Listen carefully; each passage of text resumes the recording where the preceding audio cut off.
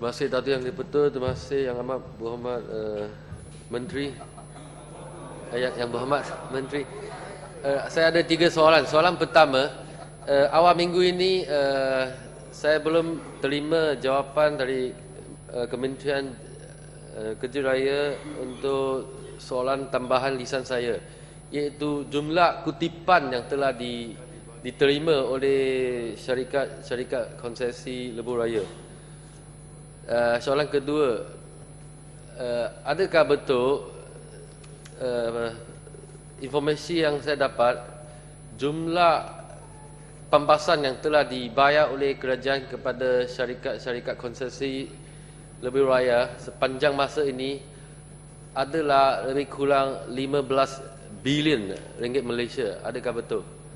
Dan soalan yang ketiga, tadi Menteri kata telah menumbuhkan jawatan kuasa untuk mengaji semula sama ada boleh menggulangkan TOR ataupun memansuhkan TOR atau boleh mengambil alih syarikat konsesi. Saya nak tanya Menteri, boleh tak bagi satu tarikh akhir, deadline untuk mengumumkan apa jua keputusan? Terima kasih. Soalan 1, 2 tadi adalah soalan yang spesifik, tapi secara umumnya dengan izin Datuk Pengerusi offhand ni, saya ingat saya pernah jawab berapakah jumlah cumulative collection dan berapakah jumlah untung. I think figure tu offhand ni saya tu, tapi kalau saya boleh dapatkan maklumat balik dan saya boleh bagi jawapan ini, jawapan yang saya ingat dibangkitkan oleh PJU ataupun dalam tempoh kongsi. Yang kedua ni berapakah jumlah keuntungan pun jawapan yang sama telah pun dibagi. Dan sama ada Yang Berhormat ni nak bagi tekanan kepada saya ni nak tentu bilakah. Jadi Yang Berhormat, dalam satu kajian ni dengan izin lah, kita kena ambil sedikit masa, sebab bila kita nak buat keputusan dia mesti berasaskan kepada dengan izin win-win situation. Kita tak boleh buat keputusan yang akan pertama memudaratkan pihak kerajaan, kerana kalau kerajaan mudarat, akhirnya dengan izin stakeholder juga akan menerima tanggungan ini, kerana kita bertanggungjawab kepada rakyat.